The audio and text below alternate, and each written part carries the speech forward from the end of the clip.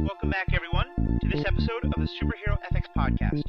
I'm Matthew Westfox, one of your hosts, and I'm very lucky that joining us this week as one of our co-hosts is Krystal Kara. Krystal Kara and I met at the recent WisCon, an awesome conference here in my home state of Wisconsin, and we're going to be talking about the Be Super project that Krystal works on, as well as the recent movie Wonder Woman. So, Krystal, good morning. How are you doing today? Hi, I'm great. How are you? Not too bad, not too bad. I'm so glad you be part of this. For everyone who I'd said that we might be doing this again quite recently. Krystal had actually recorded with me about a week and a half ago. We had some major technical problems, so that version didn't stick around. But Krystal was good enough to join us again, so thank you again for taking the time to re-record. And I'm really looking forward to this conversation because I think that there's a lot of great stuff you and I can get into that I think our listeners are going to really enjoy. So let's dive right in by talking about the Be Super project. I met Krystal when as I said, we were at WisCon. And Krystal is the founder. Is that correct? Yeah. Is the founder of this awesome project called Be Super, which seems to do kind of a similar idea to what we're trying to do here on superhero ethics, but really taking it in a great direction. So let's just start there. Tell us a little bit about the Be Super project. All right. So Be Super uses comic book characters and sci-fi characters to talk about social justice issues. Be Super also aims to use these characters and these issues to show that every person can be a hero in their own way, shape, and form. Nice. And so what kind of gave you the idea to get started with that? Where did that inspiration come from? So superheroes have been a part of my life since I was conceived. I'm named after two superheroes. Yep. Krystal the Inhuman and Kara, Supergirl's human name. And I guess kind of growing up, it made a lot of sense to use these characters to talk about things to my friends and everything like that. And actually in high school, I used it for like my A push exam, like AP US History exam. Oh, cool. I used Batman and the Joker to write my essay. Oh, wow.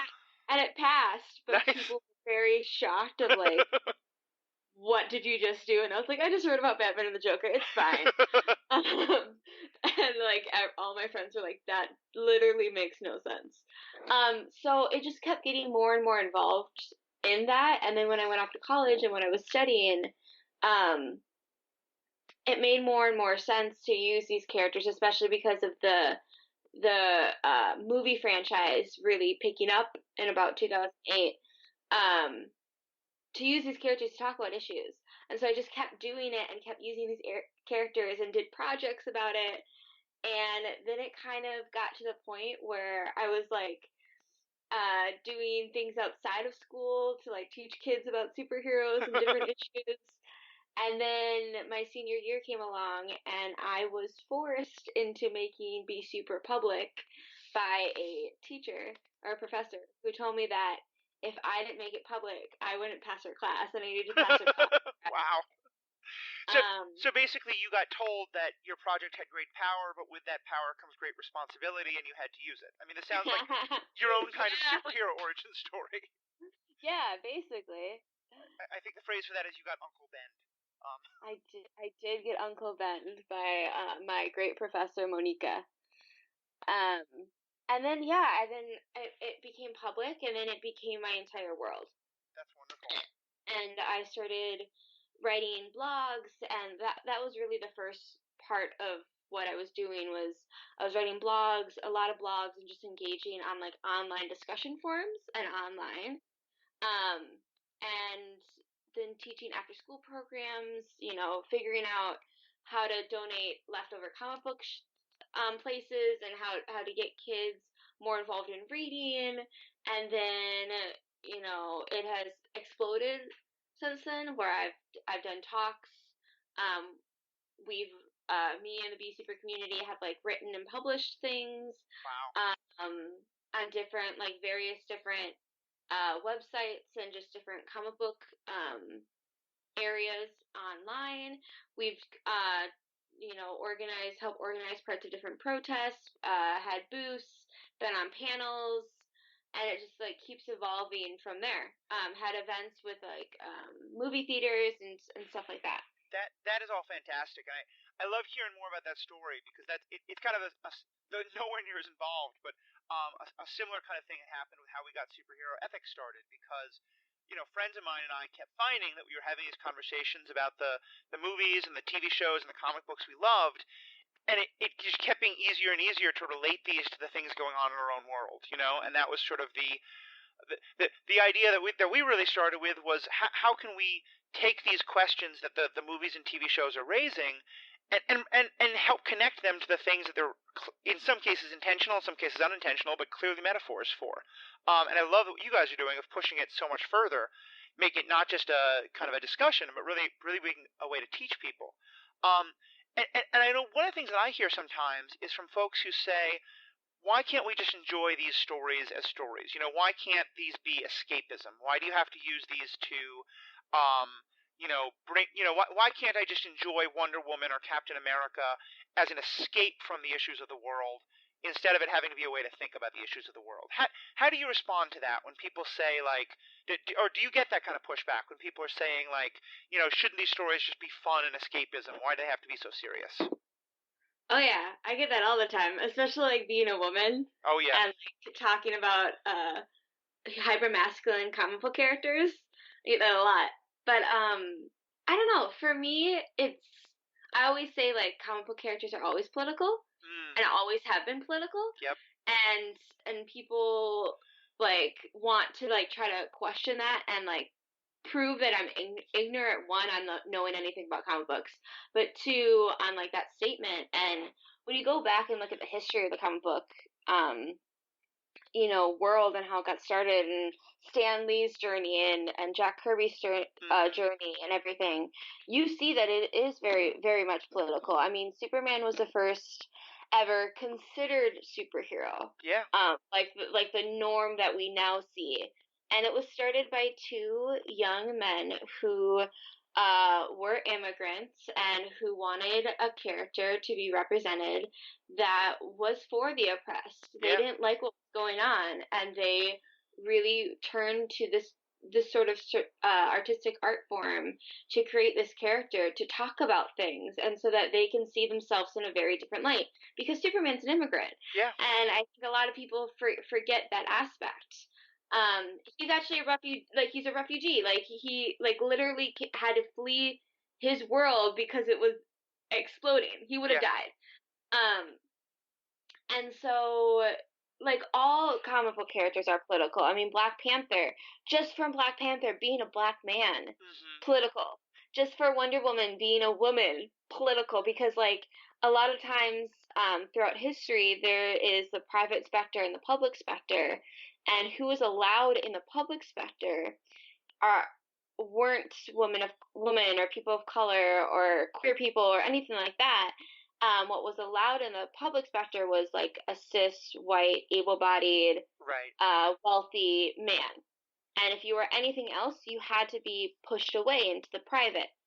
Yeah. Um, There's a great book. I'm not sure if you've said you read it, but for our listeners, the Secret History of Wonder Woman, yeah. and it really goes deep into how the create and similarly with Superman, a book called Up Up and Oy Vey, and both of them really go deep into the intentions of these writers to very explicitly make political statements with both of those characters and with so many others. Say, and like Nina Simone says a really great thing, that an artist's duty is to reflect the times. Mm, And like no matter what type of art form you are doing, no matter if it's you painting something to paint what you're feeling, or you painting something to paint what like the people around you are feeling, or you're writing something or whatever, it's going to reflect the times. And it's going to be political, period. Like there's no way for it not to be political, mm, because it is reflecting so much. yeah. And like if you look at, I mean, this is going a little bit differently, but sci-fi and everything like that, oh my goodness. Oh, yeah. Sci-fi is like, you know how many socialists are a part of the sci-fi community? Do you know how many famous socialists there are who've like written some of the most famous and brilliant and beautifully written stories about different worlds? I think it's really incredible. The original Star Trek is absolutely a socialist utopia or communist utopia, really. Um, Uh-huh.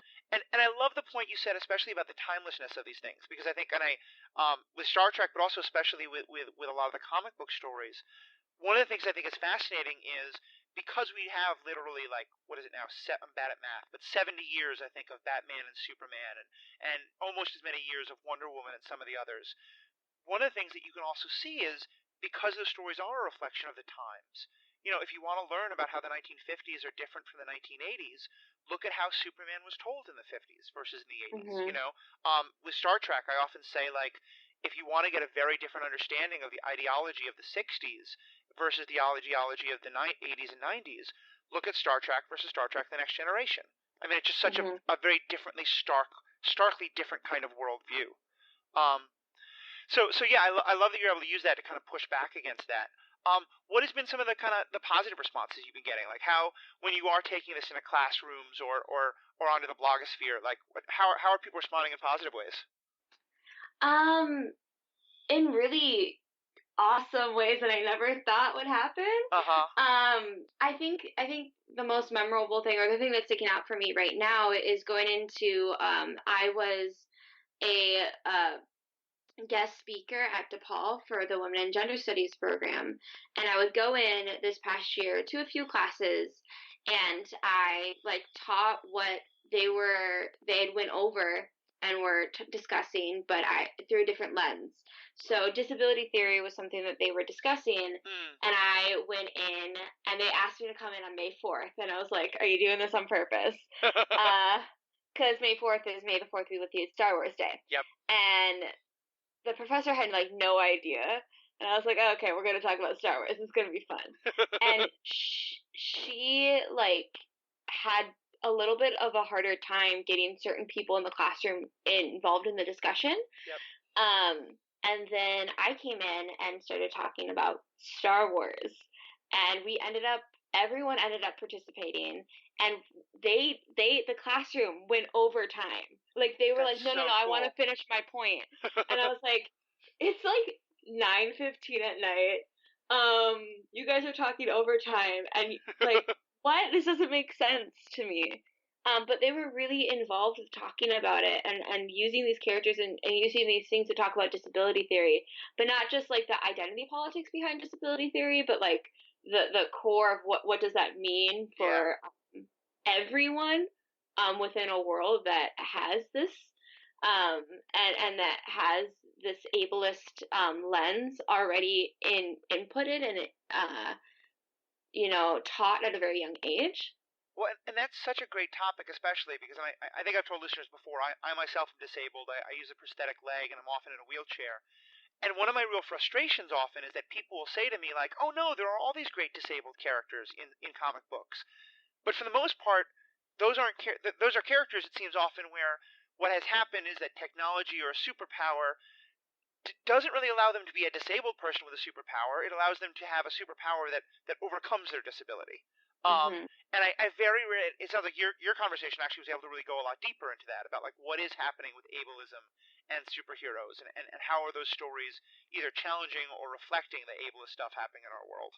Yeah, most villains or most people who have so what we presume are disabilities and stuff like that become villains Yeah, in the comic book world and in the sci-fi world. Um, which is like really telling of what we view, like what society, how society views people who don't have what they presume to be like the perfect body, or like the body that will be able to work in a capitalist system and will right, be able to turn out enough product. right. The perfect body, or in many cases now, the perfect mind, because Yeah. mental illness becomes the justification for any level of villainy. Yep. Yep. Well, and that's wonderful to hear about the students. And there's kind of two related things that brings up for me. One of which is, um, I know sometimes when I talk to people about this project, they almost immediately think what I'm talking about is kids, you know, and that because there is still this kind of perception of superhero stories, comic books, stuff like that, that they're kind of juvenile, and that they Hmm. like that a person who, if you're an adult and you're still focusing on these things, that to some extent you're still like the man child or whatever the equivalent of other genders would be. How do you challenge those kind of ideas when people are saying like isn't this all just kid stuff? I tell them to go read I Hate Fairyland Uh-huh. or Saga or Watchmen Yep. or The Killing Joke or any of that, and then like how those stories aren't necessarily made for children. Those Hmm. stories have so much violence in them and so much gore in them, and like use profanity, and like Saga, if you haven't read that, it's an Image comic and it's beautiful and everyone should read it. Uh-huh. But it has a lot of talk about nudity and sexuality and what does that mean, and like the pages are littered with naked bodies and Right. like reimagining what a world with that being exposed to really means. And none of that stuff is necessarily made for children, though I want to argue that none of it necessarily isn't made for children. Hmm. But at the same time, those stories are are for so many ages, and so many people can grow and learn from them. I mean, I think the most interesting thing is that Squirrel Girl is getting, kind of the love for Squirrel Girl has grown so much, Uh-huh.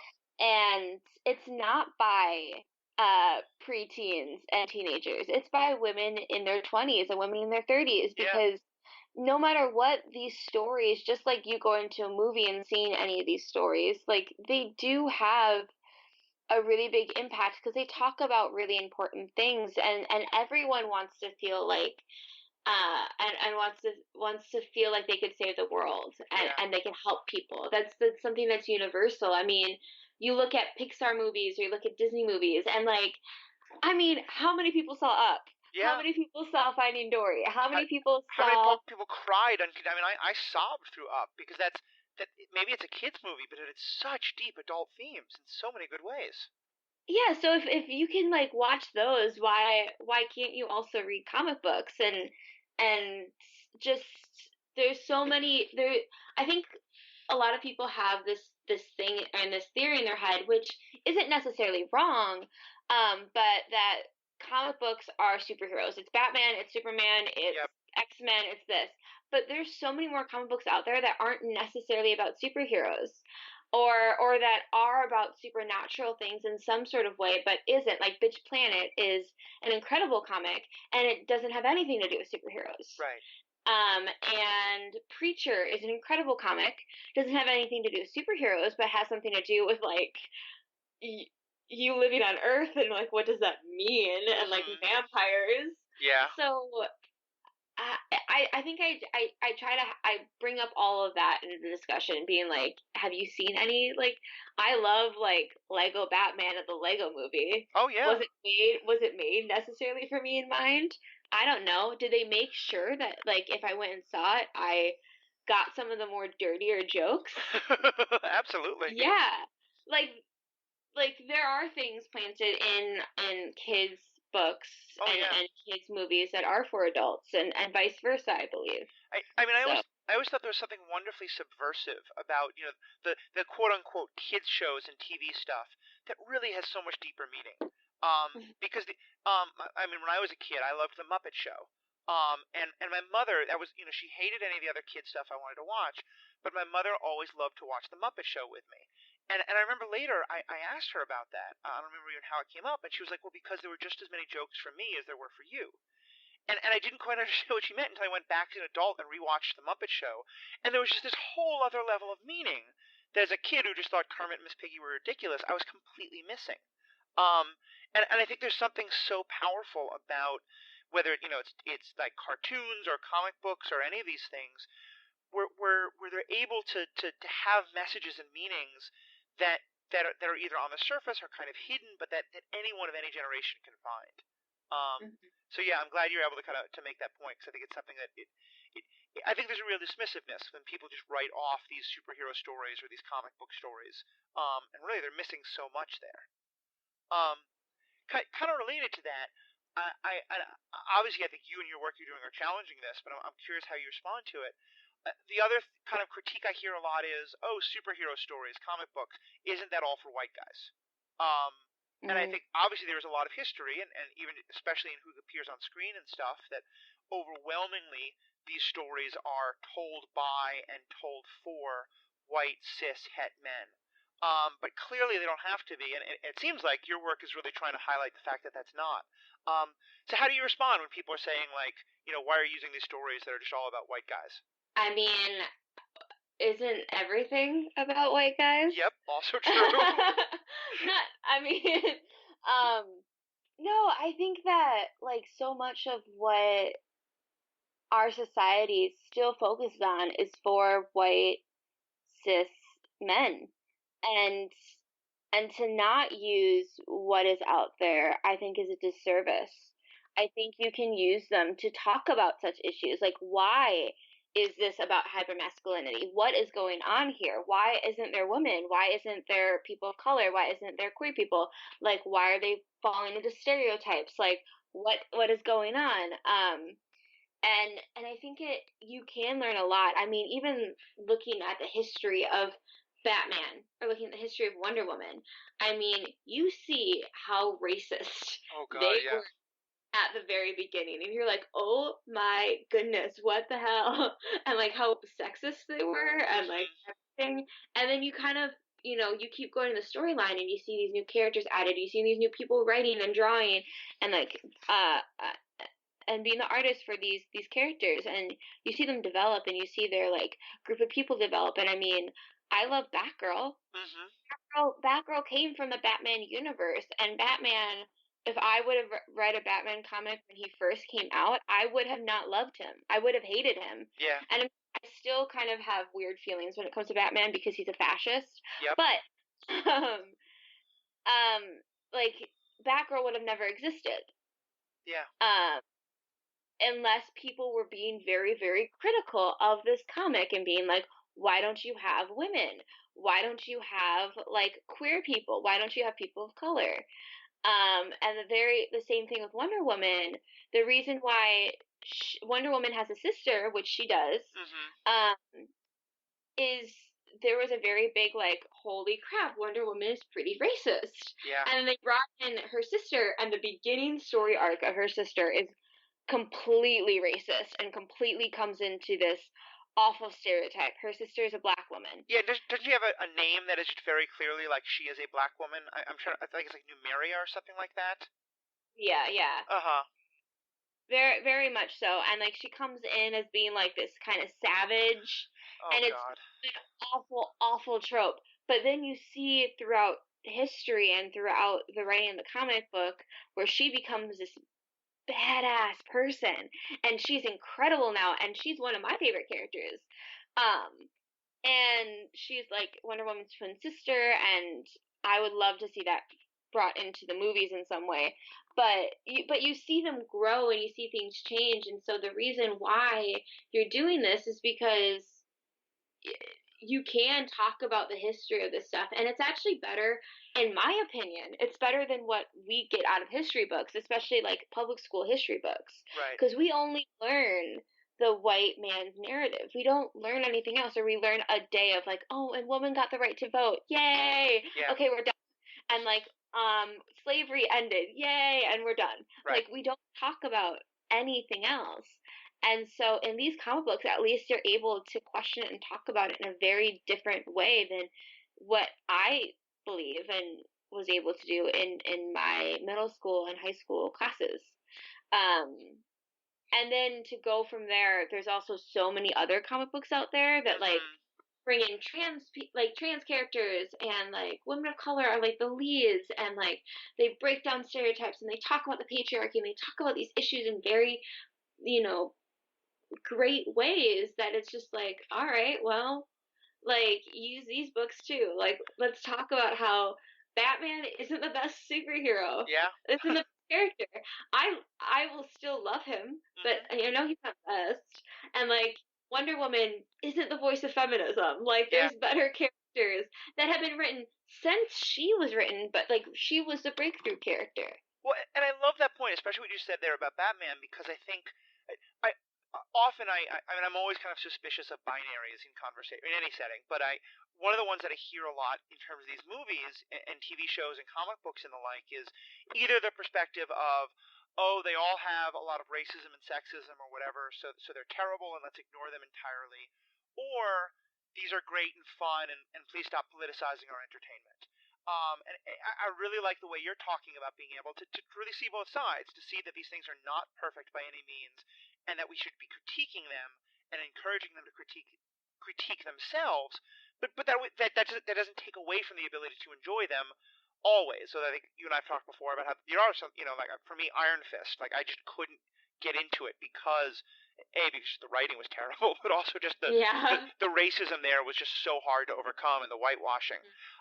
But like taking that, like what you said about, like, you can still be entertained by Batman and also understand all the problematicness.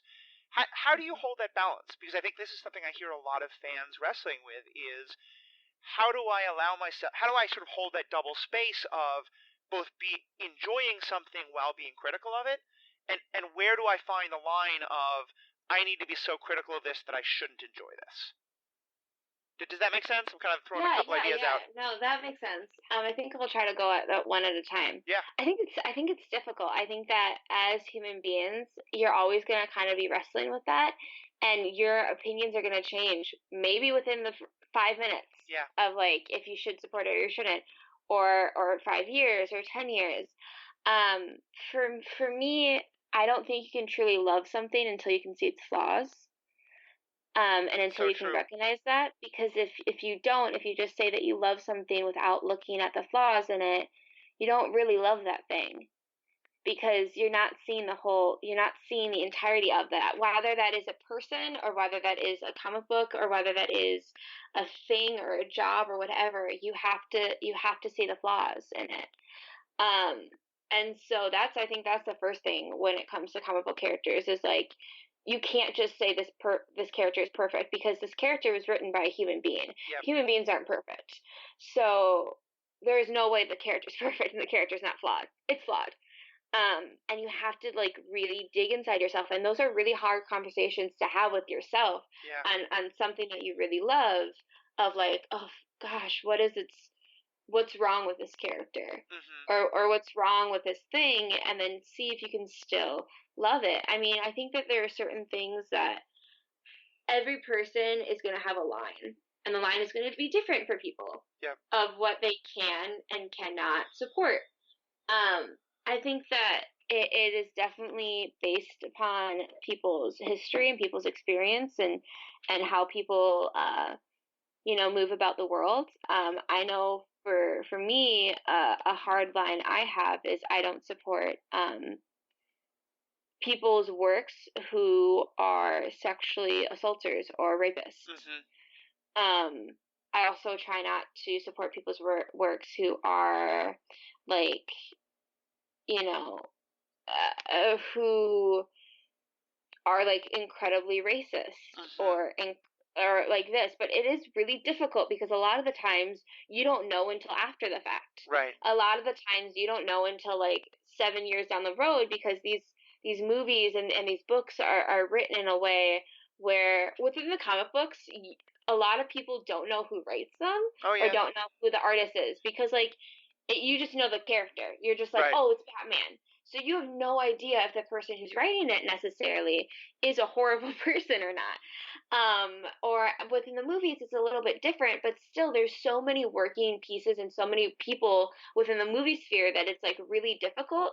And then you also are coming into a place where these people have a lot of money in the Mm-hmm. movie world, so they're able to cover up a lot of stuff. Yeah.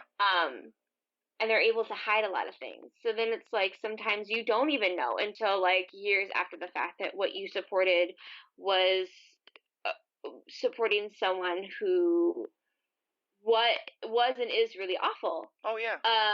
And so it's something that you're never, and I don't think anyone's ever going to have the answer to, of being like, this is my line, because it's going to move. It Right. will constantly be moving. But that's what I try to do, if that makes any sense, It is does. first, Yeah. yeah. I really like where you're coming from there, especially in terms of, um, I think that whether we like it or not, and I think in many cases we do like it, but either way, these are stories that are in the mainstream now, and especially the movies and TV shows are becoming so much more mainstream. Um, and I think if our goal is to better educate people and to get people thinking and talking about these topics, using the things that they're already watching, which are sometimes great, sometimes problematic, and sometimes somewhere in the middle. That's a way to reach people. And so I'm really excited to hear more about that. And with that in mind, I want to kind of turn specifically to Wonder Woman, which I know Mm-hmm. has brings up a lot of the stuff we're talking about in terms of it being both, a piece of media that was really advancing a lot of causes that I think you and I both care about a lot, as well as having some flaws of its own and having some people involved with it who have some really problematic views. So I want to kind of hear more about sort of using Wonder Woman kind of as a test case of what we're talking about, and getting into Wonder Woman as an example of the kind of work you guys do with Be Super. But let's just start with for you yourself as a lover of these things and as an activist and person who cares about these issues. What was your feelings on Wonder Woman as the movie? All right, so I know that we've had this conversation before, and I'm changing things. Okay. I'm t- so the character Wonder Woman, I was really, really excited to see in movie form because I love Wonder Woman as a character so much. I've studied the history of Wonder Woman, um, the flaws within the history of Wonder Woman, of some of the people that she's based off of, which I think actually leads very much to the casting and to what happened in the movie. Yep. So I'm going to talk a little bit about that. Wonder Woman was created by the guy who created the lie detector, which is why that she's got the truth lasso. Yep. And she was also created by or based upon one of the founders of Planned Parenthood. Yep. And a little history about Planned Parenthood is when Planned Parenthood first started, when they were trying to get the public to really, be won over, they used the language of eugenics, which is very awful. And there has been a lot of discussion over the past few years about if they purposely use that language of eugenics to get the mainstream people to agree with Planned Parenthood and support it, or if they use eugenics because they really believed that they should wipe out a bunch of people. And just to clarify for those folks who don't know this story as much, what we're at this point, Planned Parenthood was mostly just was doing birth control and attempting to help with issues of pregnancy. And one of the things they talked about a lot was the amount of pregnancy happening in communities of color, particularly in immigrant and black communities. And so often that's I think that I think you and I are on the same page here, but that's at least my understanding of the eugenics idea was that there was a lot of specific talk about how many immigrants there are and reducing the number of childbirths in those communities. Yeah, yeah. So clearly that the language, whether it was intentional or not, was not okay. Yeah. And so you flash forward it to the creation of this movie, and I think that very similar, there are these language things that are used that aren't representative of the movie. Mm-hmm. And I think talking about, race specifically, I at first was really, really excited and really happy the first time I saw Wonder Woman, because I did see it twice. Granted, I did leave halfway through the second time, um, and had to collect my thoughts and come back. I left during specific scenes because I just couldn't watch them. Yeah. But I at first, when I saw Themyscira and the Amazons, I was like, wow, they have Amazons of color. That's so awesome, because I was really afraid that it was just all going to be white people. Mm-hmm. And then the second time I watched it, I was like, ooh, wait, they have Amazons of color, but they don't talk really. And then I read Son of Baldwin, which is he's this incredible writer online, and I read his review of Wonder Woman, and I was like, yeah, this is exactly it. The women of color, which are mainly black women, they don't have other people of color, Right. within the women of the Amazon, and Themyscira, but they're all fall into stereotypes, 100%. They fall into every awful stereotype of a black woman that you can find. And so I don't I think it might have been actually better if they didn't have black people, like black women in it at all, because clearly they didn't know how to write a black character. Right. And then you flash forward it and you see that with later on in the film, they're able to have men of color, and they're able to and they still kind of fall into stereotypes a little bit, but not as much as the women of color. Yeah, I mean, like Um, the character Chief is the one I most think of there. In terms of he's kind of the Native American stereotype, but he's also the character seems to be embodying the idea that he has been stereotyped by the people around him, and they're at least trying to challenge that in a way. yeah, so then you also get I'm like, oh my goodness, so like you couldn't have the women challenge that, you couldn't have Yeah. like when, but you could have it with men, like that brings in a whole nother level. But it kind of goes to show that like the first big movie retelling of Wonder Woman falls in line with the first written stories of Wonder Woman, Yeah. where they don't represent people of color in a very good light at all, um, which is really sad and disheartening. Mhm. And then going back to the conversation we just had about like when do you support a film or support something and not, I had a really hard time with wrapping my head around who they casted as Wonder Woman. And I had this problem when she got casted originally for Batman versus Superman. Um, and not a lot of people spoke about it because she was like a side character, and I think a lot of people at that time didn't think that Wonder Woman would actually get her own movie. Well, and can you Be- talk a bit because I don't think many people know much about Gal Gadot and sort of why some yeah, folks have find her problematic. yeah. So, the reason that people find her problematic is she's a Zionist. And so I'm going to explain a little bit of Gal's history. She was born in Israel, and she was a part of the Israeli army. Now, that isn't something to like look at and be like, oh, she's a Zionist, because when you're born in Israel and when you reach a certain age, you're kind of expected to be a part of the army. You're expected to serve. It's a And legal requirement, not just an expectation. yeah. And so she did that. She served. I think you legally have to serve for 2 years, Hmm. and then she's done. She went and did something else. She was in pageants. She became Miss Israel. She went to the world beauty pageant. I think it's called the world. Anyways, Miss Universe or whatever. And then she got into acting. The problem with Gal and the reason why people are really upset and her views as a Zionist is since leaving the military, I think at the age of 20, she's now like 32, Hmm. 33.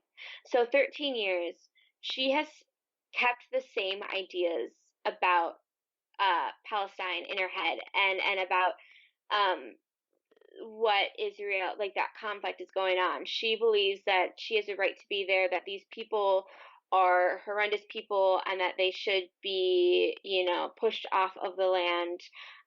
Right now, what's happening is, and I don't know that much, so like Hmm. this is only from the few books I've read. There's so much history within that conflict, but the Gaza Strip is like torn to shreds, and there's been so many casualties and so many people have been killed, and she supports that.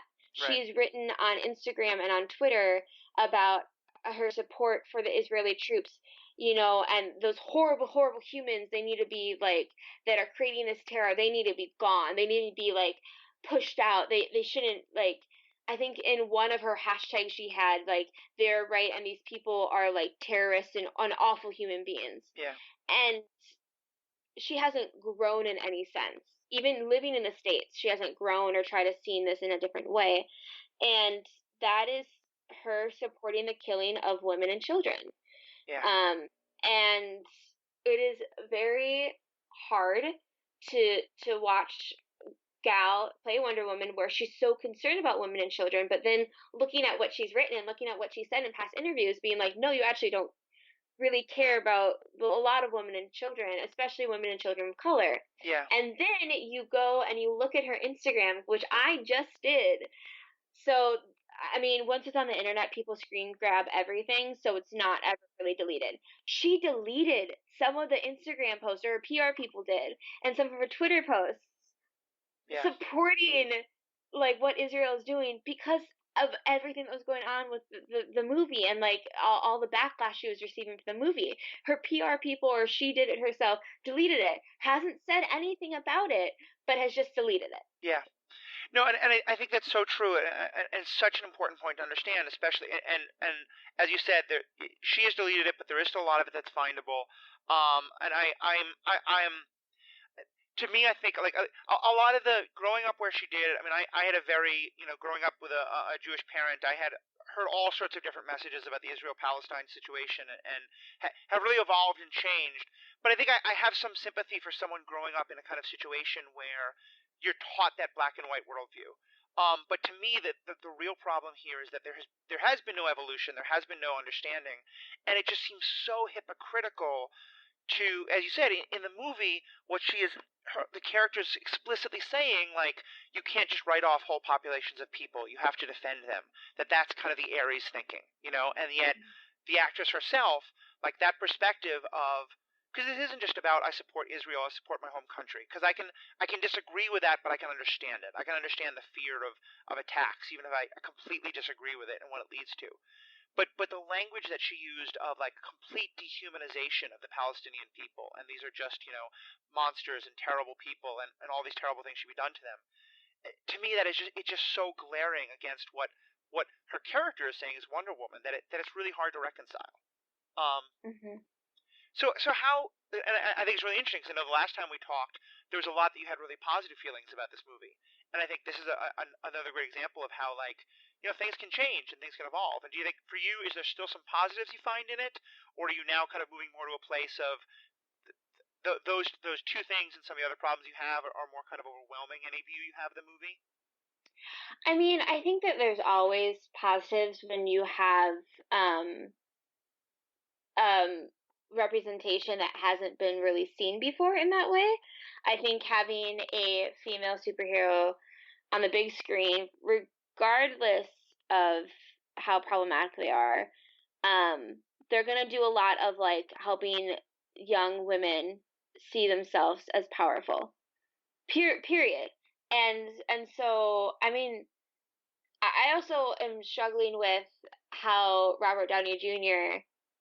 Plays Iron Man, and he's also a pretty horrible human being, but no one talks about it. But he's fine. He's got a pass. He's great. He's like this great white guy who like let's have him be in Spider-Man Homecoming, even though Captain America in the comic books is Spider-Man's mentor.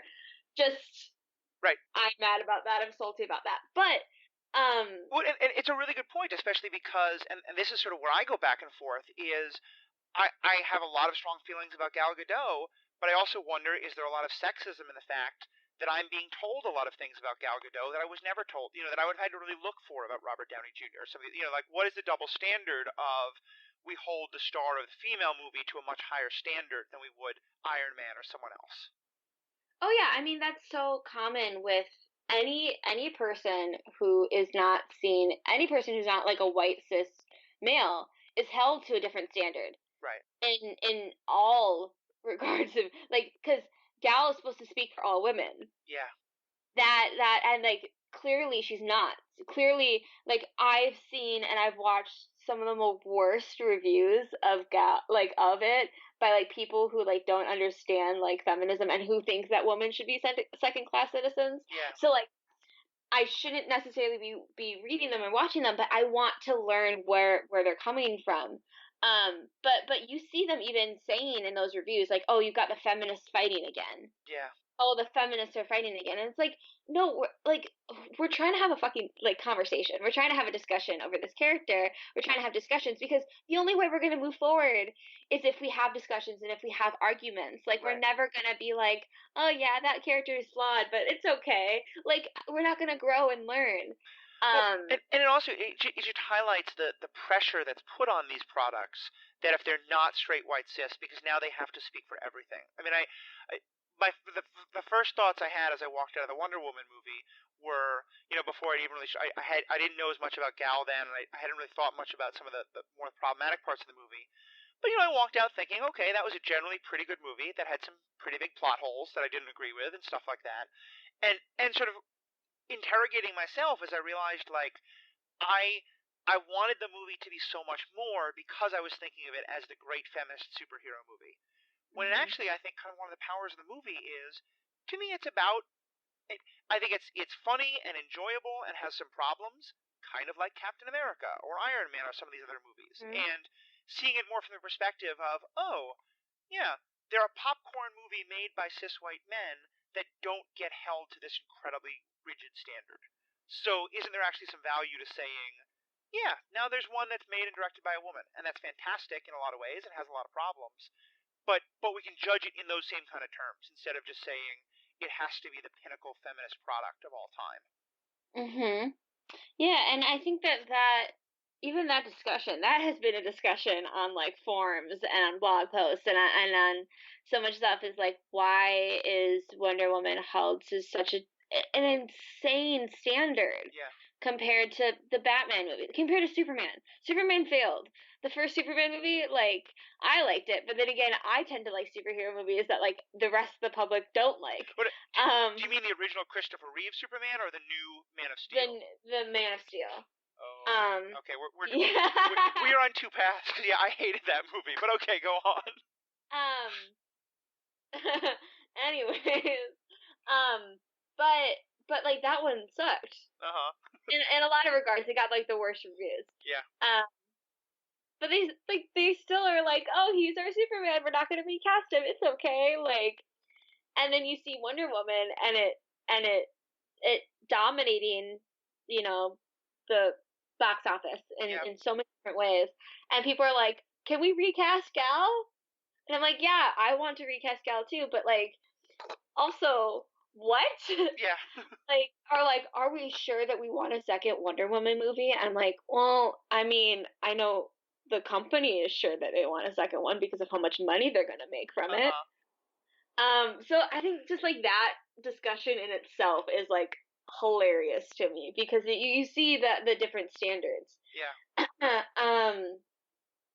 I don't know. I think that like when the first time I saw the Wonder Woman movie, I was in the theater and I got up and like everyone had left and it was me and my friend Hillary. And Hillary was like, "So how do you feel?" And I was like, "I can't. What did she? Why? I can't get over. I can't believe what she's saying right now because like I knew so much of her involvement Mhm. and so much of her views on the conflict and I was just like I don't believe her. Also the ending where she's like and I realized that you have to love is Oh the way. God. And I was like you just brutally murdered so many people. Well, Love is not the way. and Like and that's where I think again being recognizing critically the both good and bad of the creator's intentions because one of the things that really struck me about that book Secret Life of Wonder Woman, you know, mhm, this was a character meant to be a strong woman type written by a man and a yep. man who had, he was a very self-described, female supremacist, but it was because of a lot of like very in his mind, he kind of had a 1930s 1940s awareness of hypermasculinity, but he Mhm. then had a response of like women should rule the world because of their hyperfemininity, and that women can like remind us of the power of love to conquer all.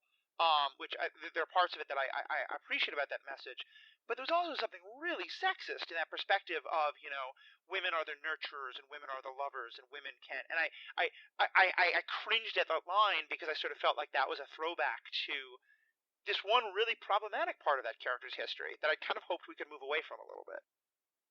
Yeah. And there's just so I'm just glad that when I left the theater, we went because I had to clean it. We went outside and like there was a lot of groups of people because it was the first night. It was like the first showing of the first Thursday night. And the group next to me was having a conversation, and I told my friend Hillary, and I was like, "Stop talking, and we're gonna move closer to this group because I want to know what they're thinking," Yeah. which is like super creepy in retrospect, but I did it anyways. We can all be a little stalkerish. It's okay. And I just wanted to hear what they were saying, and like they were saying the exact same things I was feeling. Yeah, that was like a good movie, and I can see the good parts of it, and I can see what it's gonna do, and like what it's gonna change. And granted, it's not gonna change things the way that I want things to be changed. Right. It's gonna be a slow process, but I can't get over the casting of who they played as the main character. The entire time, I was like, "Ooh, she wouldn't be saying that line." Oh, what? I Yeah. feel uncomfortable. And I was like, me too. Like me, I got you. Like I feel everything that you're saying right now. Like, because I had such a difficult time watching it and really enjoying it the way that I feel like a lot of people might have, Right. and definitely did. And then I had this other problem where a lot of people were like saying, which I find super interesting because I work in a movie theater one day a week, um, so that I can get the perks of seeing free movies. Um, but about people saying that Wonder Woman is, for white women and just for white women, and that like white feminists don't see the flaws in it, da da da. You know how many different people that I saw go into that film? Do you know what Rosario Dawson Mm. posted on Instagram? Do you know what Lupita posted on Instagram about how much they love this film, about how incredible this film is? Yeah. They didn't see the flaws, or at least they didn't talk about them openly.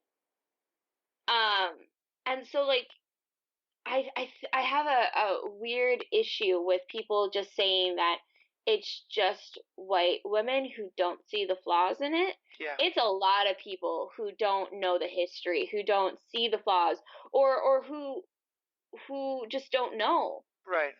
Well, because they don't have access to education, because they just don't think about it in that term or that way, or what have you. and I also think that there's an element of, I mean, in the same way that, like you said, there is never one feminist conversation. There's never one, person of color conversation, and that's why, we talked before about how Luke Cage was so great because it shows a diversity of those kind of positions and opinions. I, I think it's important that like I can see a movie like that and see a lot of the flaws, and also recognize that someone else might not see the flaws because they just don't know about some of these things, but also that because to me, I still think there is a lot of power in what Wonder Woman was doing. And Mhm. I guess I feel a double thing here because I feel like I want to make sure I give room to respect for those people whom like this is the movie that I have needed for so long. And so I'm happy to see it, and I can kind of look past the flaws, especially because, and I think it's just important to name in this conversation. I know, like, and it's why I'm so glad you're a guest here and talking about this, because I sort of feel like when I see the movie, I know that there's an extent to which the movie isn't for me.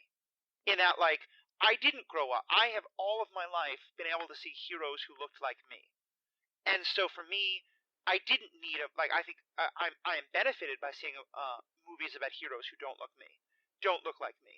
But I know that the movie didn't have that kind of raw emotional appeal that it would to someone else for whom there's a sense of like I finally see a hero who at least somewhat looks like me.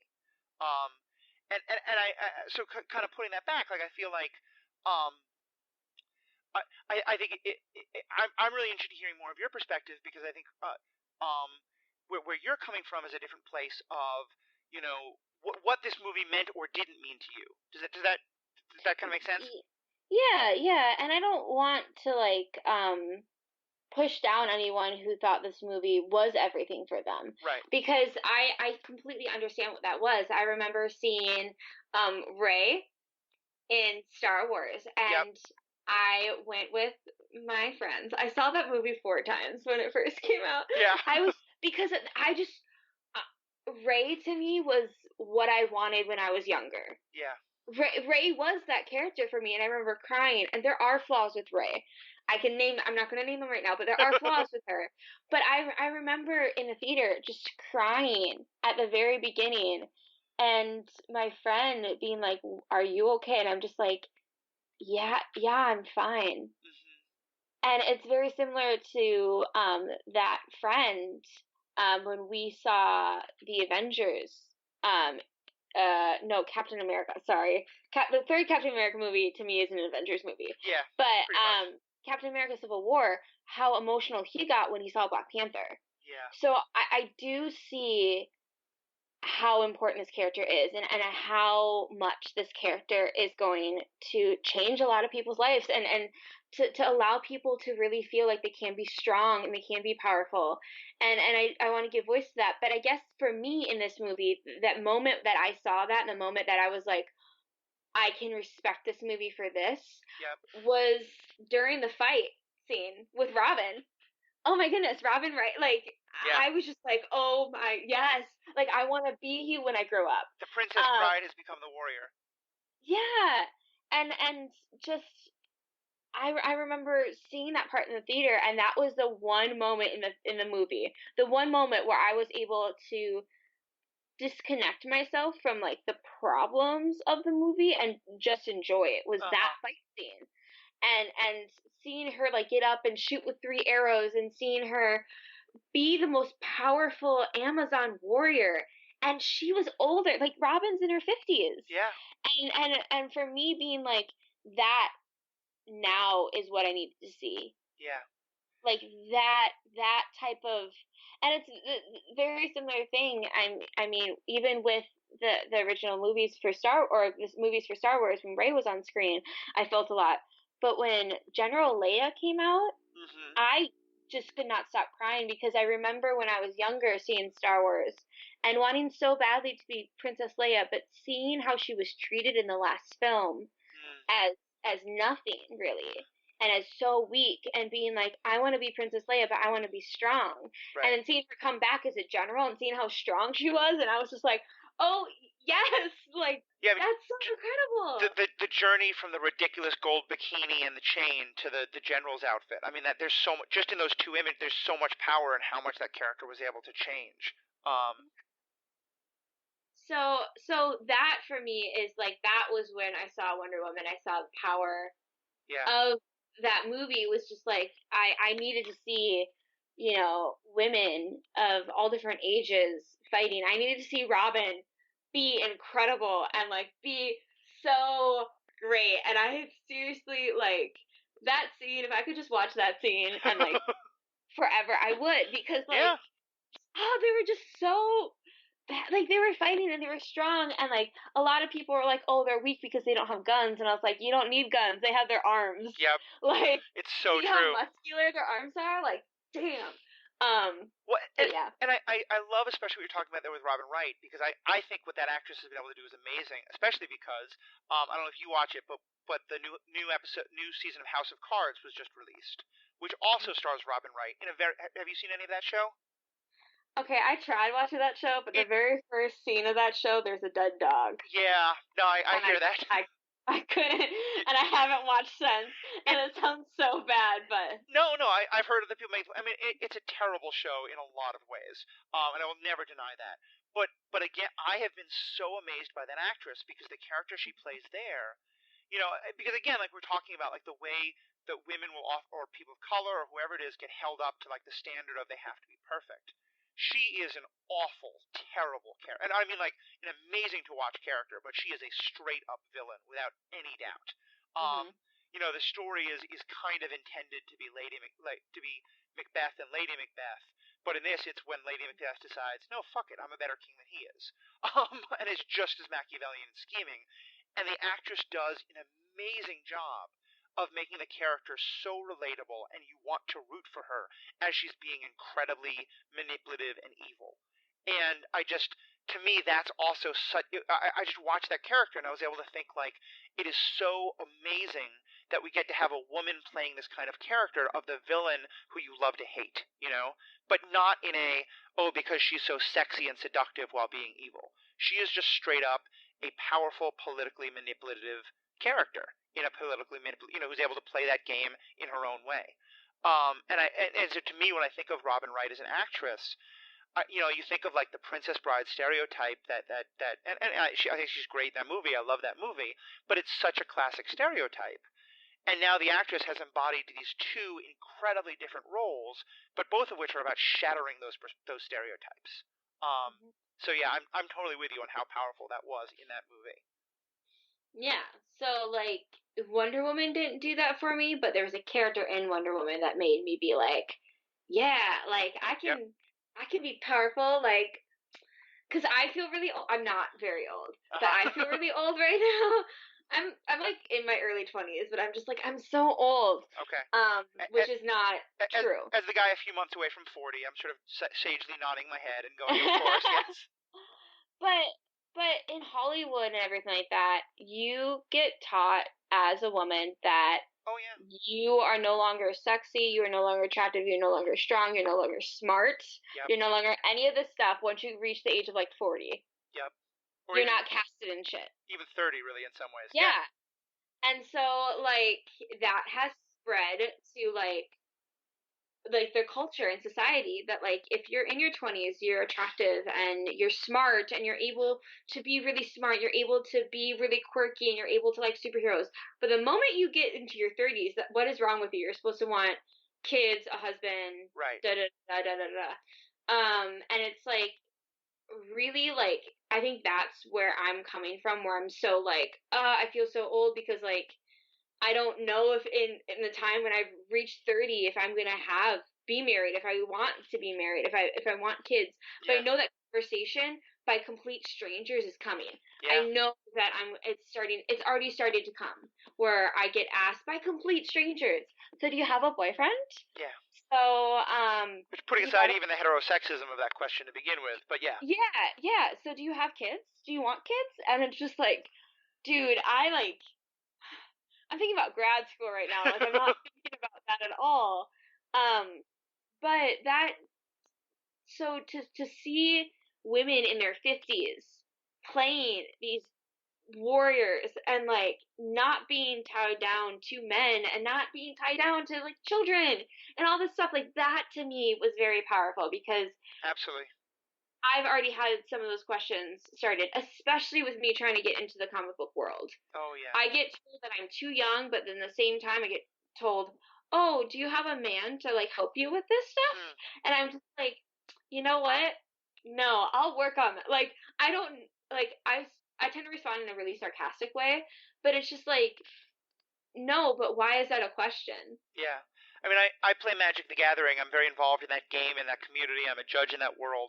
And it's very similar to the comic book world in that it's changing, but it's still very, straight white cis male dominated. And there's a great panel discussion I got to listen to by women who are very involved in the game. And at one point, someone asked them, "What's the one thing you wish people would stop asking you or saying to you?" And all of them agreed that the question was that they wanted people to stop asking them, "So did your boyfriend get you into the game?" You know, Yes. because that's Oh my always the goodness, assumption. yes. You know how many people have asked me like if my like going into comic book shops, like I go to like pretty one, my dad and I well my dad mainly, but I've also helped a lot with a comic book shop in Minnesota. Yep. He has one. It's great. But also in Chicago, I've like gone to, there's a few comic book shops that I absolutely love. Uh huh. Like going on trips or going to places or going to comic book shops I've never gone to before, I always get asked by at least one person, "So what comic book are you looking for? Are you getting something for your boyfriend? God, What's going on?" The best. And I want to tell this story just go because for it. I think this really does show what happens. Is I was wearing a dress. This was like 2 or 3 years ago, maybe longer than maybe like 4 years ago. I was in a dress. I went to this comic book shop in Chicago. I wanted to get my roommate Watchmen because they had never read a comic book really before, and I really wanted to get them into comics. And I was like, you know what, Watchmen is a really good it's got a lot of problems, but Yep. it's really good at like showing what the comic book world kind of is. And they talked about how they wanted to read Watchmen, so I was like, perfect, I'll go get Watchmen. I went to the comic book shop. I walk in immediately. Like the two guys working at the front counter like are staring at me and looking at me in a very weird way, and I'm Oh like, God. crap, I'm wearing a dress. Like I'm wearing like it's got flowers on it, and I'm like, dang it, like I should have just been wearing jeans and a t-shirt. But I was wearing a dress, and I walked to the Alan Moore section, and all their Watchmen's were out. They've been sold out. So I walked to the front counter and I say, "Hey, when's your next shipment coming in of Watchmen?" Like, is it this Wednesday, next Wednesday? Because I know comic book day is Wednesday. Yep. And they were like, oh no, we have Watchmen. And I was like, no, you don't. And they're like, no, yeah, we do. You just weren't looking in the right section, sweetheart. And I was Oh like, Lord. ooh, you just call me sweetheart. We're gonna have fun. So they walked me over to the where I was just looking, and they're like, oh my goodness, you're right. It is out of like we are sold out. And I was like, I know it's written by Alan Moore. I know it's sold out. Oh, how'd you know it was written by Alan Moore? And I was Oh just my like, God. so over the conversation, and they were like, "Oh, are you trying to get this for your boyfriend?" And I was like, "No." "Oh, are you trying to get this for your dad?" "No." "Who are you trying to get this for?" "My roommate." "Oh, oh, is your roommate someone that like is your roommate a guy?" "No." Like just like and they're like, well, maybe we can show you over to this comic. And remember, it was like a Supergirl comic, and it was like one for like pre-teens and teenagers. And I looked right at this guy, and I was like, no, I think I'm just gonna get them the Killing Joke instead, because yes, I have read that comic book. It's really problematic, but I do like it. It's a Uh-huh. really great evolution of the Joker. I will never be shopping at this comic book shop again. Bye. And Yeah. like I remember leaving and feeling very powerful when I left, but at the same time being like, the moment that I walked in that store wearing a dress Yep. was the moment that they were like, oh wow, she has no idea what she's like looking for and talking about. Yep. And like the question of, are you doing this for your boyfriend? Are you doing this for your dad is like such a question I get all the time, and it's so frustrating to me. Yeah, because I think it's one of the last, not one of the last, but one of the strongest still vestiges of this ridiculous kind of, boys in the treehouse culture reading comic books, no girls allowed. And Magic the Gathering, we're going through the exact same thing. Like, um, that there's a real need to challenge people on this idea of why should this, or why was this ever a, white straight boys only space, and how do we change that? Because I think there is and I'm sure if you went to those guys would probably tell you, "What? I'm not sexist. I love Wonder Woman." Like because there's just no Hmm. awareness of the stereotyping and the clichéing and the way in which they are not. There's no room in their worldview for the idea that you are a woman and you were wearing a dress and you also love comic books completely for your own reasons that have nothing to do with any men who might be in your life. I mean, it's just such a bullshit way of looking at it. Um, Hmm. yeah, um, all that anger that I'm having about it, I'm sure you've had already, but you don't need. Yeah. Um, but but so I know I don't have too much more time with you, but let me well, thank you for that story, and let me pivot just to back to the Be Super project for a second, because I want to make sure people really get to hear more about that kind of stuff. So give me some examples of like comic books or movies or TV shows from comic books and superheroes that you think are really that you guys have really had success at using as like, how can we use this to teach people or to write about or to talk about? All of them. Yeah. Honestly, like all of them. Like I when I was in school, a bunch of comic book movies were coming out. Yeah.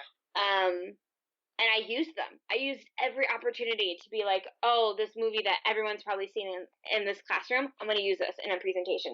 I'm Yeah. going to use this. I'm going to use what is going on right now. Even with teaching classes, it's always like, what is the most popular? What comic book character is being seen and highlighted the most right now? And then after using them as like a starting point, I go in and talk about different comic books that aren't being talked about in the mainstream that Right. do include a lot more people, because in order to get that conversation really going, unfortunately, you have to show what the most popular is or what people know. Yeah. Um, Well, give me an example. I'd love to hear an example of one of the yeah. both more popular and less popular that you've used and how you used it. So let's talk about the prison industrial complex. Yep. Um, Guardians of the Galaxy. I used the first movie, Guardians of the Galaxy, to talk about the prison industrial complex with using one scene and one line, or two scenes and one line. The line is, so this is coming from the first movie when Rocket, Star-Lord, when all of them get arrested for the first time. And things are getting said to Gamora, and Star-Lord says, well, the guards will do something about it, or something along those lines. And then you hear Rocket say, they don't care about us once we're inside here. Yeah.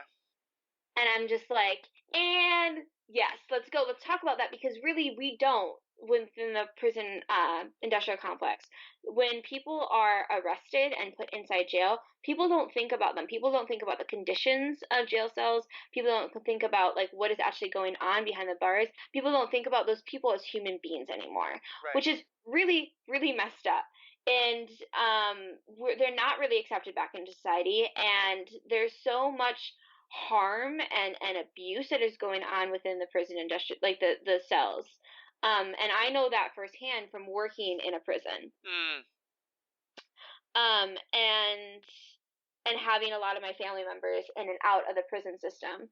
But so that line, and then you see that it's very easy for them to grab Glamora and take her somewhere Yeah. and have a guard look at them and just be like, all right, okay.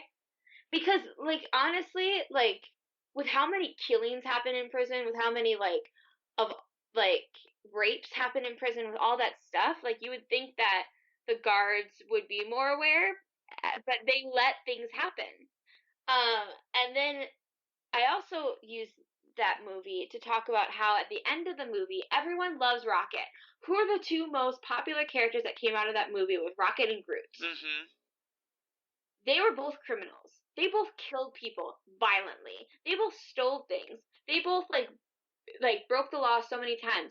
But at the end of the movie, you saw the redemption. So why don't we see this redemption within our society and being able to really expand and have that conversation? Um, which is a lot. There's a lot that goes on with the prison industrial complex. Oh God, Like yeah. I remember that conversation itself was an hour and a half long, and we didn't even scratch the surface of what was going on. So that is one character and one movie. I love where you're coming from there, because I think that that's the you know, one of the things that it got me started on this blog and podcast project is an issue that is so dear to my heart are questions of like redemption versus vengeance, and like the purpose of our justice system being, is it about revenge? Is it about feeling good because you hurt bad guys? Is it about reconciliation or God, there's another R word that I'm thinking of now that I can't remember. I better just, Rehabilitation. yeah, rehabilitation. Thank you. Um, and I one of the many reasons I don't like Batman vs Superman is because one of the things that I always loved about Batman, the character, especially coming from the animated series, I mean, he's got a lot of problems. You're right, fascist, and the epitome of might makes right in all the things that I hate about that. But in that show, there's a number of times where he realizes the best that he can do is to put these people who are criminals or bad guys into jail, into Arkham Asylum. But he knows that that isn't a great place to be, and he visits that. Mm-hmm. He visits Harley, and he's sympathetic to her. He visits Grundy. He's sympathetic to them while they're there. Flash forward now to Batman vs Superman, where Batman is basically intentionally setting up situations where people are going to be killed in prison due to the conditions you were just talking about. Mm-hmm. And I just thought, like, that is so not whatever other awful things I know about Batman. At least that now you're taking away one of the other few good things I thought about him. Um, and yeah, so just I that must have been a great conversation to get into, because I think that's true, especially in Guardians, but in all of these stories, we get into these Mm-hmm. issues of you know who deserves to be punished in the criminal justice system or something else versus who deserves our sympathy. Um, so what kind of response did you get to that when you brought that up in a Be Super activity? So I got a really positive response to it, which was very shocking in the environment that I was in because they didn't want to talk about issues like that. Uh huh. And they were like, "Oh, whoa, we do love Rocket," and like, and having that conversation afterwards about like them realizing that they do love Rocket and them Yeah. realizing they do love Groot, and what does that mean if they love those characters? What does that mean for how they view people who've been a part of that system? That was the best part of the conversation, and that part of the conversation lasted longer than the part of like who gets incarcerated. Yeah. What does this mean? How is the system the new Jim Crow? Like, what is like how is all this stuff happening? They were more interested on like, oh, like dealing with themselves as a person, dealing with how they love these characters and these like quote unquote anti-heroes, Um, but how they can't reconcile that thought process with like real human beings.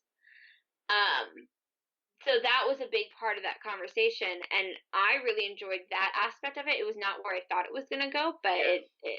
it's where it went, and that was really interesting seeing people like with each other trying to have this conversation and going back on what they had just said because they're like, oh, I realized that was really stupid. Or I realized that like, wow, that was whoa, okay, and like it was a really uncomfortable space to be in, but the only way you learn is being in uncomfortable spaces. Yes, that's so true. Um, so it was very, very awesome for them to be okay with being uncomfortable. Yeah. What Um, that yeah, and I think that speaks a lot to your ability and the ability of the folks who are helping you run it as a facilitator, because I think being able to create that uncomfortable space is so needed. And I think a lot of the honestly some of the superhero movies and stories that I've loved most were the ones that made me uncomfortable because I was like, oh wait, I'm thinking about something I didn't think I'd be thinking about here, you know. mhm, Some of my favorite Batman Joker stories for exactly that reason, or other things like that. And I'm really happy to hear about what you're able to do with the project in that, because I think to me one of the things that I think we can best do with things like this is to help people realize, what are the messages they're getting from these properties without even thinking about it. We do think Groot and Rocky are more justifiable, in part because they're cute and adorable.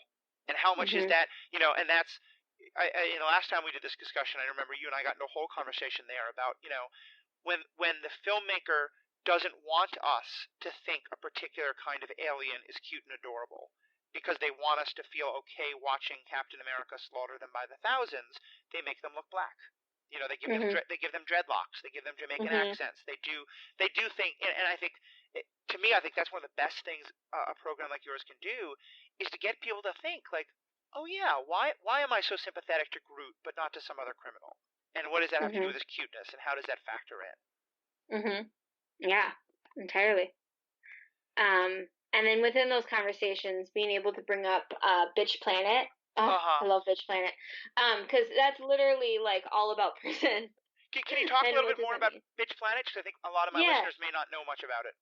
yeah. So Bitch Planet is written by the love of my life, Kelly Sue DeConnick, who I met at WisCon, and like we had a conversation, and it was beautiful.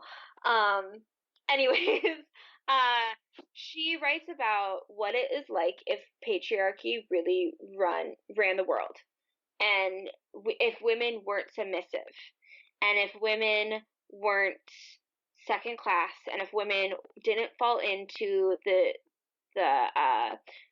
the culture at womanhood and what does that mean, and like if women were queer, if women were anything other than like what they were meant to is be by a man's side, dress how like very feminine, always respond really like pleasantly to men, always agree with them, what would happen? Hmm. And so in this world what happens is you get sent to another planet if you were unruly, Wow.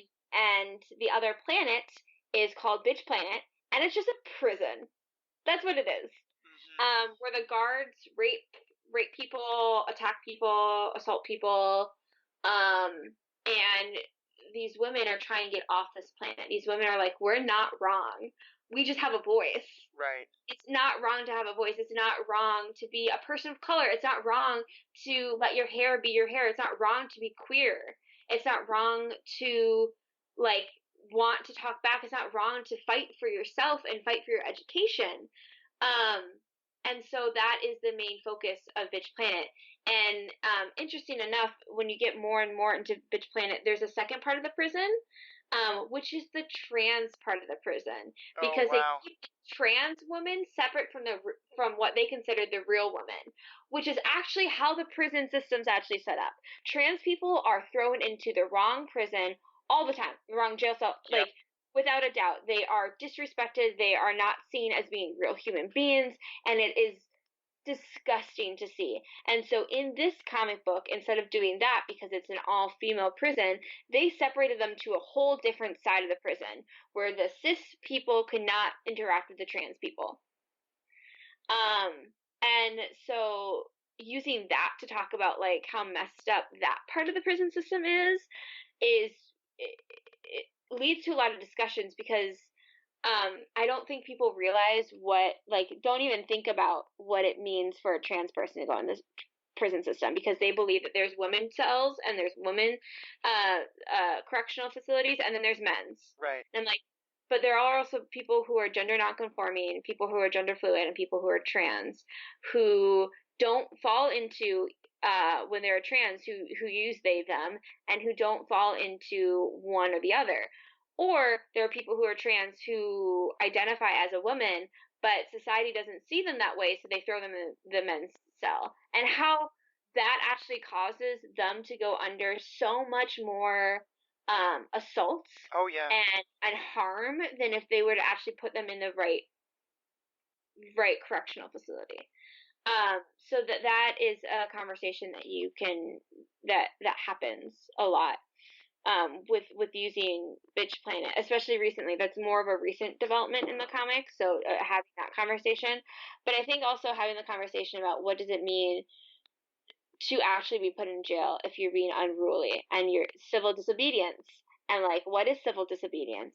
And even now, looking at what civil disobedience is and what does that mean? I mean, the people who organized the Women's March, it wasn't the day of the Women's March. It was a different march that they had, and I'm blanking on like what protest it was at. But they organized in New York, and all the heads of the organization got arrested. Yeah. Um, and I'm like, that is very much seen to Bitch Planet of like, these women are seen as unruly women who are leading a movement. So they need to be arrested. They need to be put away because they cannot have women rising up and actually fighting for things. I mean, one thing I've been so struck by is the way that, and I'm still fairly new to Bitch Planet. I don't know too much about it, but I learned so much at WisCon. But the way, one of the most important things in those sets of stories is that women can be labeled non-compliant, an Mm-hmm. NC. And now I now know at least a half dozen women who in their real lives have gotten that NC sign tattooed, Mm-hmm. or as a strict sign of like, yes, I'm going to celebrate my non-compliance. Um, and I think that it reminds me a lot of the way the nevertheless she persisted became such a rallying cry because it's Mm-hmm. that it's the there again you have the thing of like men saying like, isn't this horrible what this woman did? We told her to be obedient and she persisted and she wouldn't. And that should be a rallying cry. um so we could keep going on this discussion for such a long time, and I want to hear so much more. But I know you need to get going pretty soon. So let me just kind of start to wrap up.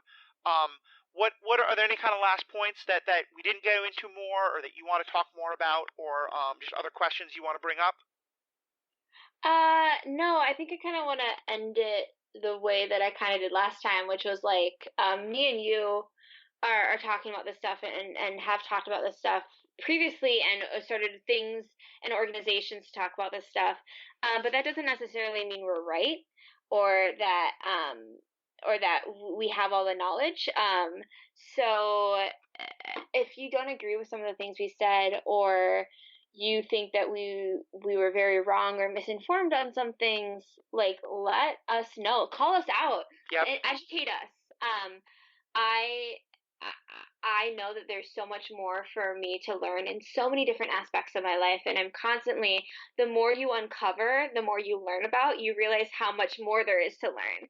And there is no way that you can possibly learn everything. Um, but I'm constantly striving to learn as much as I can.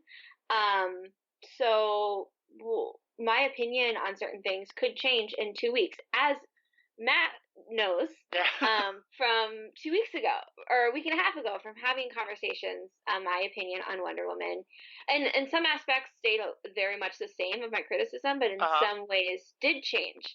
Um, and you're constantly growing and you're constantly learning as a person. So just take what we said as people who are really passionate about this and people who really love this, but don't take it as the final word. Yeah. Go out and look up for yourself if something that we said was really interesting to you or something we said really sparked something in you. Go out and go out and learn. Go out and look up these different issues that we've touched on, because we've touched on a lot, or come and ask me, or come and challenge me and challenge Be Super and be like, I don't agree with this because of X, Y, and Z. Great, we'll have a good conversation about it. Yeah, I think that is such a good point. I want to echo that. I think for me, and I'm guessing for you as well, I started this project because I do have lot of opinions, but I want to hear other people's. I want to discuss them. I want to debate them. I want to, I want to hear where I'm wrong. And I want to hear how I can convince people and other people convince me. Just you and I talking.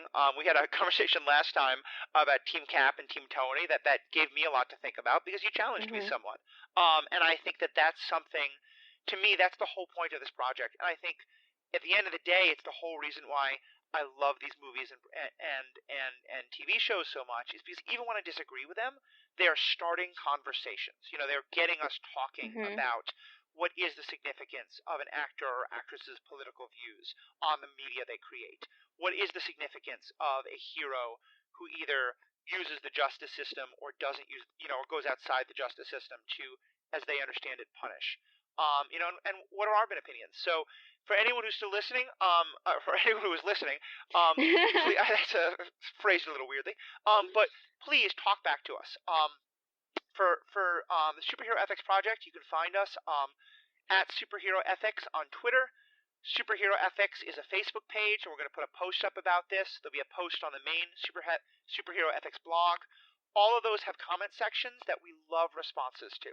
And Krystal, I will make sure that you get to see those, so that if anyone posts there, both you and I can respond. And I don't mean defend ourselves. I just mean let's get into a discussion. Let's talk about, what did we say you agreed with? What did we say you disagreed with? What are some of the stories that you have talked with you and your friends about that have helped you kind of help people see things in a different way, or helped you see them in a different way? Please share those in any of those formats. You can also email us directly if you don't want it to be a public conversation.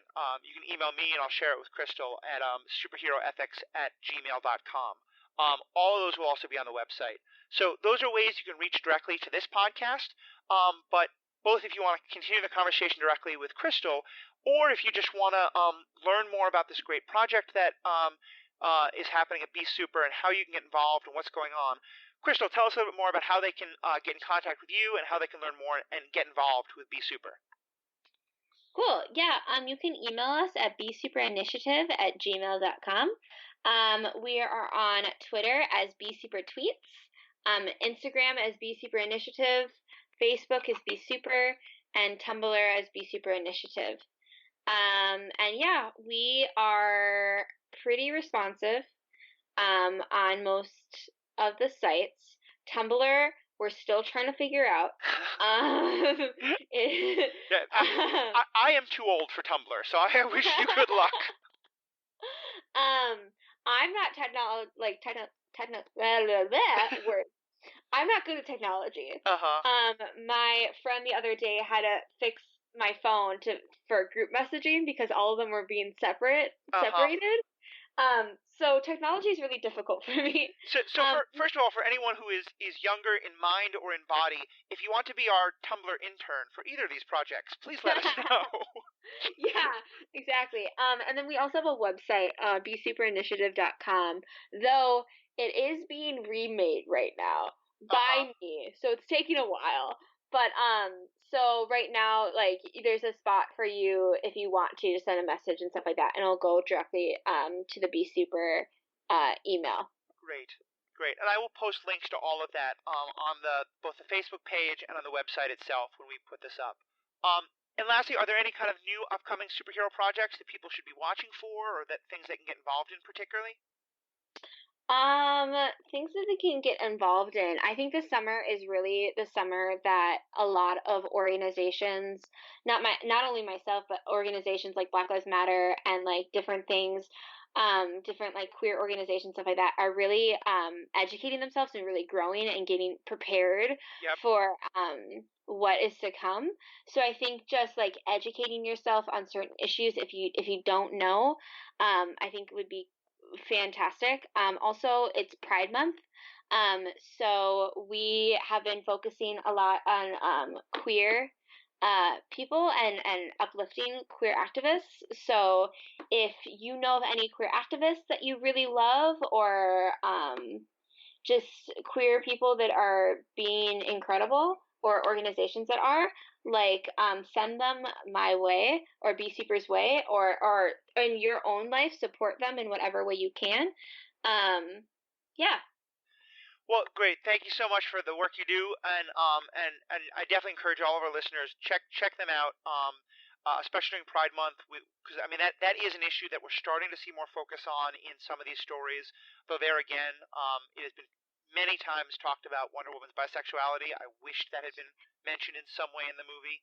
Um, there was one great article I read that pointed out that if you just had a line that said, the first time she kisses Steve Trevor, um, and she said she's never seen a man, and if he just said something like, "Oh, so that's your first kiss," and she says, "No," I mean that alone would have been such That a would have good, been so great. just Oh, just any kind of a nod. So just that especially that fight is still going on.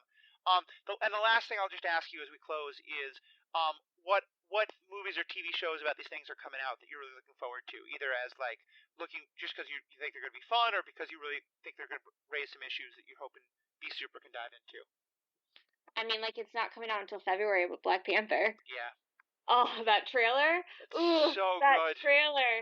So good. It's about like what would happen, like what would have happened if like Africa wasn't colonized by white people. Yep. And Wakanda was never colonized by anyone.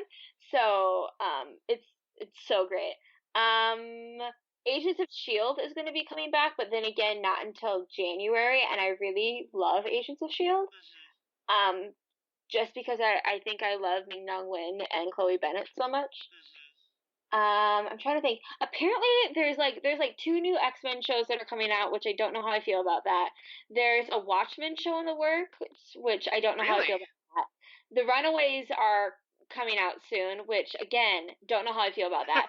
Inhumans are coming out, which if you've seen any of the leaked footage of the Inhumans or any of the pictures of the Inhumans, Uh huh. I'm really, really not okay with that. It looks like super poorly done. Yeah. Um, every single comic books review, like website review of the Inhumans is like this show is gonna go under. It's gonna be awful, which makes me really upset because the Inhumans, I love them so much.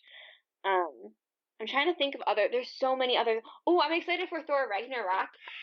I mean, I'm an '80s child, and I think there's gonna be some fun things in that, but also that just looks like such a like heyday of the '80s stuff I grew up with that I just think that's gonna be so much fun.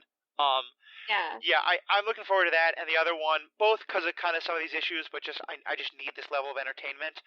Like I said, I watched Iron Fist. I made myself watch it, and the entire time I kept thinking, this idiot boy character. I just wish someone was there to keep laughing at him and pointing out what a stupid kid he is.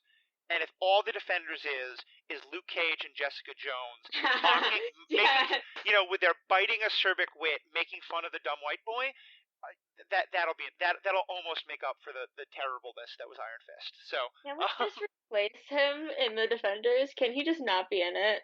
That's the yeah. part of the Defenders I'm not looking forward to. I'm like really excited to watch it, and then I'm just like, can we just like replace it with anyone else? Like, can we replace it with Misty Knight? I Oh think that'd God, be that'd be so so like good, especially if she it'd be finally gets so the arm. yeah. Or like, can we just not have him and just have like the three of them? They'd be a better Defenders group. It really would. Um, I'm trying to think of any other. There's so much coming out of like superhero stuff.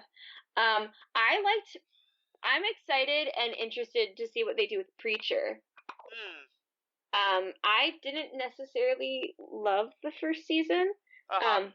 but they now have so much more money and so much more things to do with the second season. So I guess we'll see how that goes. To be sure. Well, yeah, and there's so many other conversations we get into there just about I think the way these projects are funded raises so many questions about what they can and can't do, and a lot of times I think shows can get really interesting in their second season when they're no longer so much under the microscope, and start to spread their wings a little bit and explore some tougher issues.